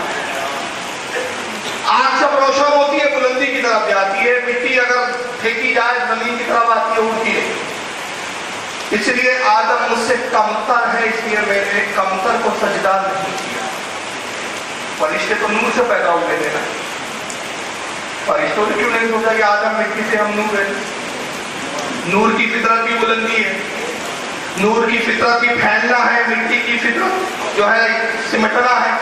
फरिश्तों ने नहीं किया, क्यों? वजह क्या है? इसलिए कि फरिश्ते मासूम अनिल खता है, खता से पाक। उन्होंने मटेरियल नहीं देखा कि आदम किस मटेरियल से, हम किस मटेरियल से, आदम की तकलीफ किस चीज से, हमारी तकलीफ किस चीज से। उन्होंने हुक्म खुदाबंदी देखा और ताजीम की, इसने मटेरियल देखा। बात समझ में आ गई? ताजीम नबी के वक्त हम रसूलुल्लाह की जब ताजीम करते हैं तो हुक्म खुदा को देखते हैं, और ये ताजीम इसलिए नहीं करता कि अपने बाप की गोली में ये भी मटेरियल में लग जाता है। मुस्तफा भी मिट्टी से, मैं भी मिट्टी से, वो भी आदमी, मैं भी आदमी, वो भी इंसान, मैं भी इंसान, वो भी मिट्टी से, मैं भी मिट्टी से, वो भी खाते थे, मैं भी खाता था। ये मटेरियलों में खो गया और हम मटेरियलों में नहीं खोते। अब चलो क्या हुआ सबको मालूम है, ज़्यादा तफसील में मैं नहीं जा रहा हूँ। अल्लाह ने फरमाया चल निकल मरदूद खबीस दफा हो जाएगा। सबसे पहले गुस्ताखे नबी को अगर किसी ने भगाया और निकाला है तो वो परवरदिगार है। ये कहते वहाबियों को, गुस्ताखों को बच्चियों से क्यों निकलने की बात करते हो? हमने कहा रब से पूछो। उसने आदम के गुस्ताख को बर्दाश्त न किया, हम तो रसूल के गुस्ताख को कैसे बर्दाश्त? दबाओ, मर्दूद खबीस शैतान हो गया, लानत का तौर पे زمین پر آیا. اب کیا کر رہا ہے؟ گنڈا گردی کر رہا ہے, بہکا رہا. پتا چلا جس کو بھی دھتکار کے نکالا جاتا ہے وہ دھتکارنے کے بعد شرمندگی سے گھر میں نہیں نکلتا, بہکانے نکل پڑتا ہے. اب بہکا رہا ہے, چلا ادھر جا رہا ہے, اس کو بہکا, اس کو چلتا رہا, دور چلتا رہا. موسیٰ علیہ السلام کا زمانہ ہے, کیونکہ ابھی میں اس پر بول رہا ہوں کہ ہر سجدہ شرک نہیں ہوتا. موسیٰ علیہ السلام کے زمانے میں دور آیا تھا, جیسے موسیٰ جا رہے کوئی دور پر راستے میں کھڑا ہوا. موسیٰ بولے گا السلام علیکم, سلام کون کرتا ہے؟ سلام مجھے تو ایسا ہی پگھلا دیا, لیکن وہ موسیٰ تھے, وہ محبوب نگر کے, محبوب پورا ہے محبوب نگر کے حیدرآباد کے مسلمان بوڑھے سے بیچارے نے سلام کیا, جواب نہیں تو نا, وہ تو موسیٰ مجھ کو تجھ سے کہتا ہوں اور تجھ کو مجھ سے کہتا ہوں, اے موسیٰ دھتکاریے مت, بھگائیے مت, پھٹکاریے مت.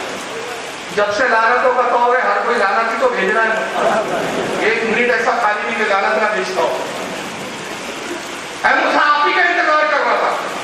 کیوں انتظار کر رہا تھا؟ کہ موسیٰ آپ کوئی دور پر جا رہے ہو, اللہ سے ہم کلام ہوں گے, میں توبہ کرنا چاہتا ہوں. کس نے لکھا؟ حوالے سن لو, بعد میں آپ بولیں گے پتہ نہیں کون سی روایت.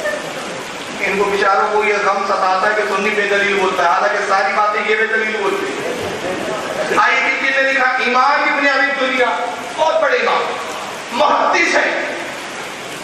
یہ تقریباً میرے خیال سے بھی ایکسیپٹ مجھے یاد نہیں آ رہا ہے, لیکن غالباً میں 300 سے 400 ہجری کے امام ابن ابی دنیا نے کتاب لکھی مقاصد الشیطان, صفحہ نمبر اس کا 65 پہ لکھا. اور امام غزالی کون نہیں جانتا, امام محمد ابن محمد غزالی رحمۃ اللہ تعالیٰ نے احیاء العلوم جلد نمبر 3 صفحہ 31 پر یہ روایت لکھی جو میں بیان کر رہا ہوں. اور امام عبد الرحمن ابن جوزی نے, جس کو دیوبندی بھی بہت مانتے, جن کو غیر مقلدین اہل حدیث بھی بہت مانتے, امام عبد الرحمن ابن جوزی نے تلبیس ابلیس صفحہ 30 پر, اور امام جلال الدین سیوطی رحمۃ اللہ علیہ نے لفظ المرجان فی احکام الجان صفحہ 330, اور ان کی بڑی مشہور قرآن کی تفسیر ہے تفسیر در منصور, اس کی جلد نمبر 1 صفحہ 51 پر اس روایت کو, اس حدیث کو بیان کیا, میں جو آپ کو سنا رہا ہوں. تو کہا کہ موسیٰ آپ کو حضور پر جا رہے ہیں, اللہ سے ہم کلام ہونے جا رہے ہیں, میں توبہ کرنا چاہتا ہوں اور میں چاہتا ہوں کہ آپ میری سفارش کریں. اب اس کے 2 جملوں میں میں توجہ دلاؤں گا, تفصیل میں نہیں جاؤں گا. جملوں کو کیچ کرنا آپ کا کام, یہاں سے پہنچانا میرا کام اور کیچ کرنا. موسیٰ میں توبہ کرنا چاہتا ہوں, یہ بھی کوئی زندگی ہے کہ صبح ہو تو بہکانے نکلو, رات ہو تو بہکانے نکلو, بچانا آ گیا ہو, ایسی زندگی سے کوئی زندگی ہے کہ بہکانے کے لیے در در بھٹکتے رہو, کبھی 40 دن بھٹکو, کبھی 45 دن بھٹکو, کبھی 30 دن بھٹکو. سمجھ گیا؟ یہ کوئی زندگی ہے؟ ایسی زندگی جس کو بھی پسند نہیں مگر ان کو پسند ہے,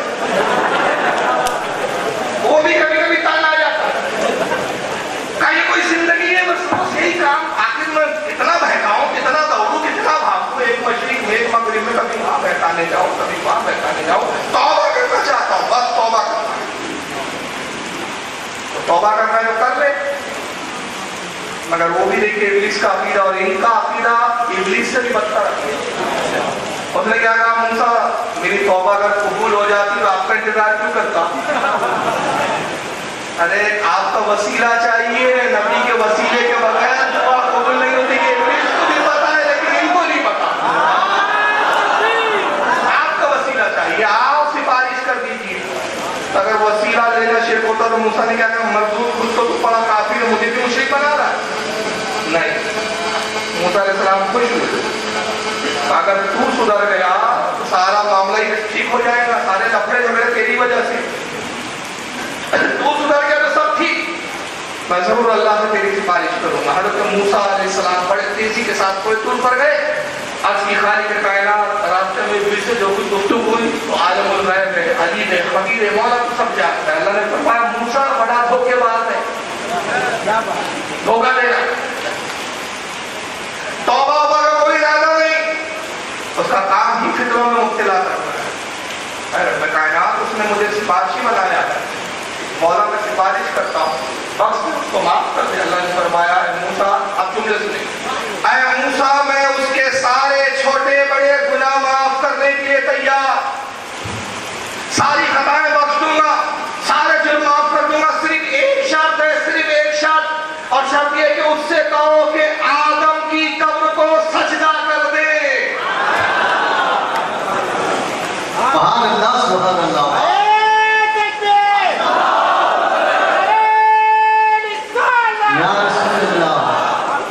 مجھے بتاؤ اگر ہر سجدہ شرک ہے تو یہ کون سی توبہ ہے کہ شرک کے بعد توبہ ہو رہی ہے؟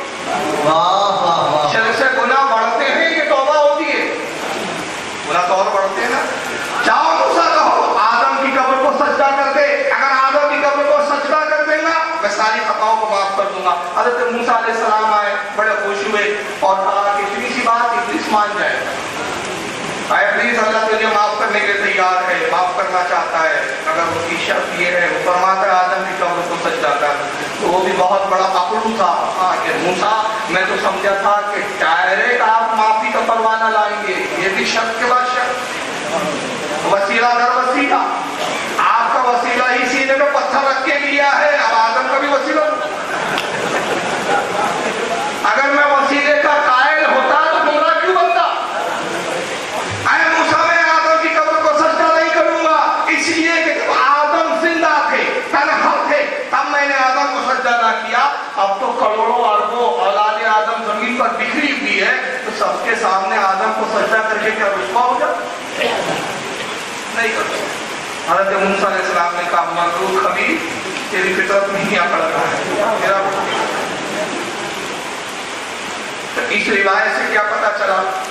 ہر سجدہ شرک نہیں ہوتا.